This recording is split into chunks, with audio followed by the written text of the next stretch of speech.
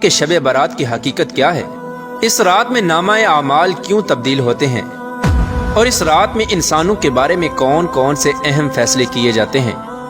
اور اگر خدا نخواستہ ہمارا نام بھی مردہ لوگوں کی لسٹ میں لکھ چکا ہو تو ہمیں کیا کرنا چاہیے،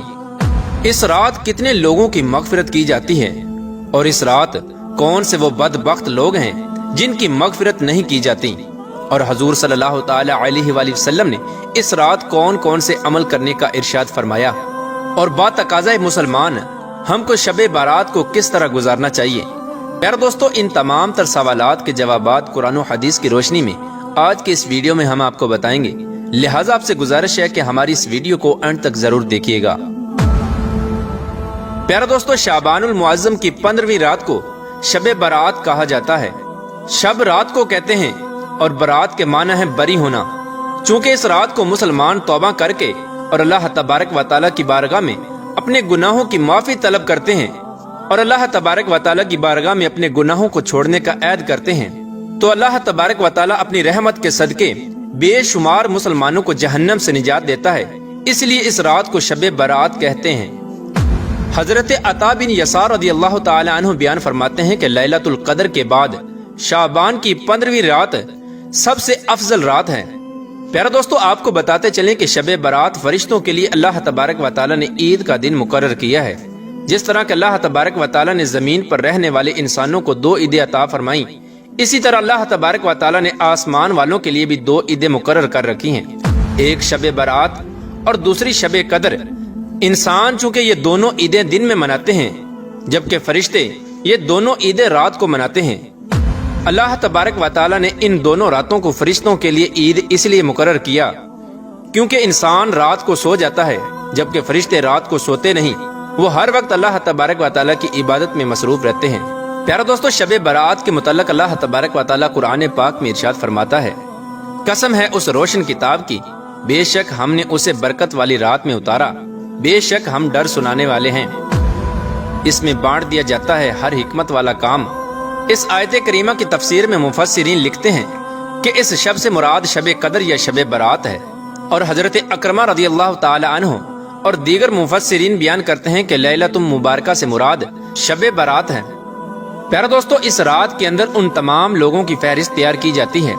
جو اس دنیا کے اندر زندہ رہنے والے ہوں گے، اور جو اس سال کے اندر مرنے والے ہوں گے، اور جو حج کرنے والے ہوں گے۔ ان تمام لوگوں کے نام اس فہرست کے اندر لکھے جاتے ہیں۔ اس فہرست میں درج ہونے والے ہر حکم کی تعمیل میں ذرہ برابر بھی کمی نہیں کی جاتی۔ حضرت عائشہ صدیقہ رضی اللہ تعالی عنہ بیان فرماتی ہیں کہ رسول اکرم صلی اللہ تعالی علیہ وآلہ وسلم نے ارشاد فرمایا، کیا تم جانتی ہو کہ شعبان کی 15ویں شب میں کیا ہوتا ہے؟ تو حضرت عائشہ صدیقہ رضی اللہ تعالی عنہ نے عرض کیا، یا رسول اللہ صلی اللہ تعالی علیہ وآلہ وسلم، آپ ہی ارشاد فرما دیجئے۔ تو نبی کریم رؤوف الرحیم صلی اللہ تعالی علیہ وآلہ وسلم نے ارشاد فرمایا کہ آئندہ سال میں جتنے بھی پیدا ہونے والے ہوتے ہیں وہ اس رات میں لکھ دیے جاتے ہیں، اور جتنے لوگ آئندہ سال میں مرنے والے ہوتے ہیں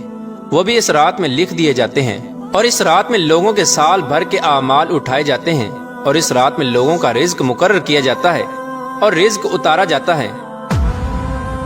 حضرت عطا بن یسار رضی اللہ تعالی عنہ بیان فرماتے ہیں کہ شعبان کی 15ویں رات اللہ تبارک و تعالی ملک الموت کو ایک فہرست دے کر حکم فرماتا ہے کہ جن جن لوگوں کے نام اس فہرست میں لکھے ہیں ان کی روحوں کو آئندہ سال مقررہ وقتوں پر قبض کرنا۔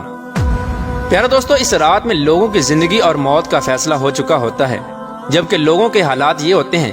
کہ وہ اپنی دنیا میں مگن ہوتے ہیں، کوئی اپنا بینک بیلنس بڑھانے کے چکر میں لگا ہوتا ہے، تو کوئی اپنی کوٹھی اور بنگلہ تیار کرنے کی کوشش میں لگا ہوتا ہے، تو کوئی اپنی شادیوں کی تیاریوں میں لگا ہوتا ہے،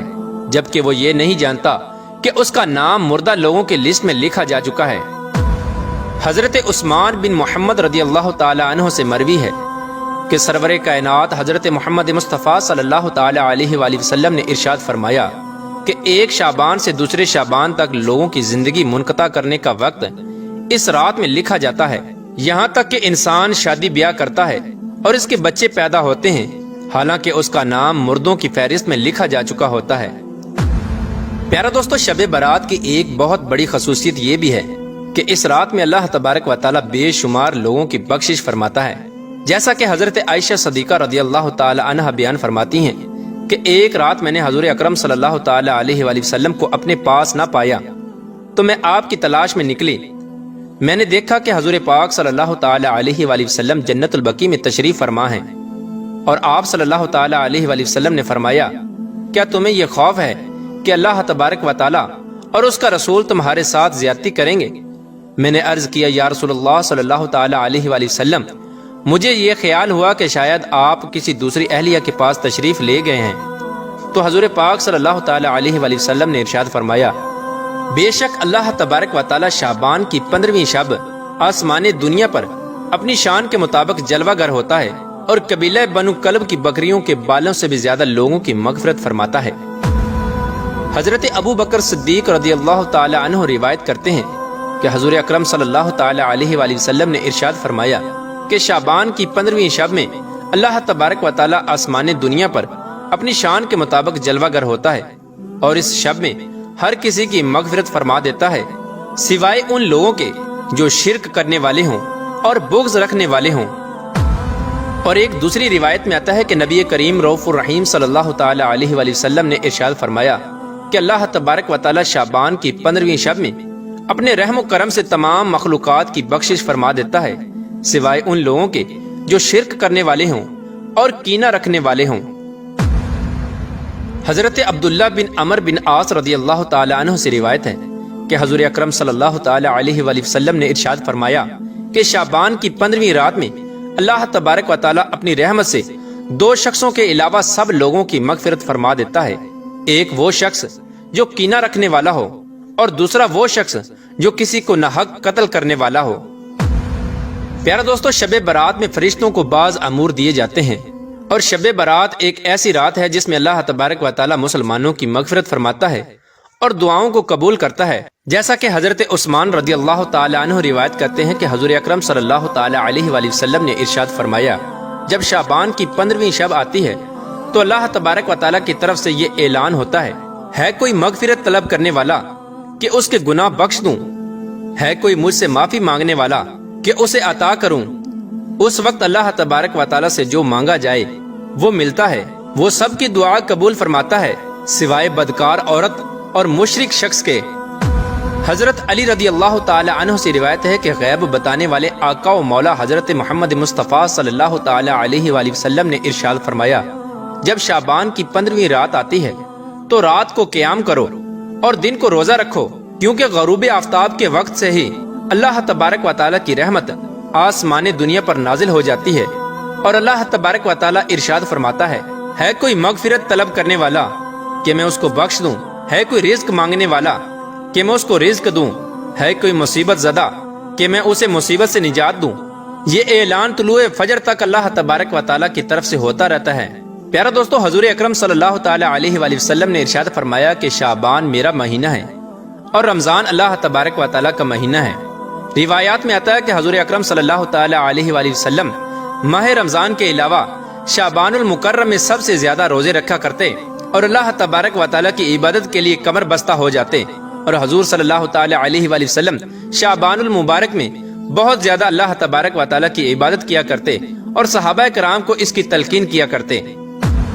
لیکن افسوس کہ آج کے دور میں لوگ اس مقدس رات کو آتش بازی کی نظر کر دیتے ہیں۔ جس رات میں اللہ تبارک و تعالی سے مغفرت طلب کرنی چاہیے، اس رات کو آج کے مسلمان فضول خرچی اور آتش بازی میں گزار دیتے ہیں، اور اللہ تبارک و تعالی کو راضی کرنے کی بجائے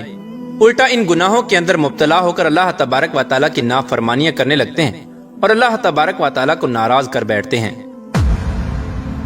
پیار دوستو، اس رات کے اندر ہمیں کثرت سے اللہ تبارک و تعالی کی عبادت کرنی چاہیے اور ہمیشہ ہمیشہ کے لیے اپنے گناہوں سے توبہ کرنی چاہیے، کیونکہ ہو سکتا ہے کہ ہمارا نام بھی ان لوگوں کی فہرست میں لکھا جا چکا ہو جو اس سال مرنے والے ہیں۔ ہمیں چاہیے کہ ہم اپنے تمام گناہوں سے توبہ کریں اور اللہ تبارک و تعالی کی بارگاہ میں اپنے گناہوں کی معافی طلب کریں۔ پیار دوستو، شب برات کی رات کو اللہ تبارک و تعالی کی بارگاہ میں گزارنا چاہیے اور شب بیداری کرنی چاہیے، جیسا کہ رسول اللہ صلی اللہ تعالی علیہ وآلہ وسلم خود بھی شب بیداری کرتے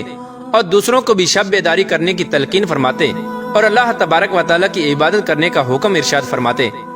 اللہ تبارک و تعالی سے دعا ہے کہ حضور پاک صلی اللہ تعالی علیہ وآلہ وسلم کے بتائے ہوئے راستے پر چلنے کی توفیق عطا فرمائے اور حضور صلی اللہ تعالی علیہ وآلہ وسلم کی محبت کے اندر جینا مرنا نصیب فرمائے،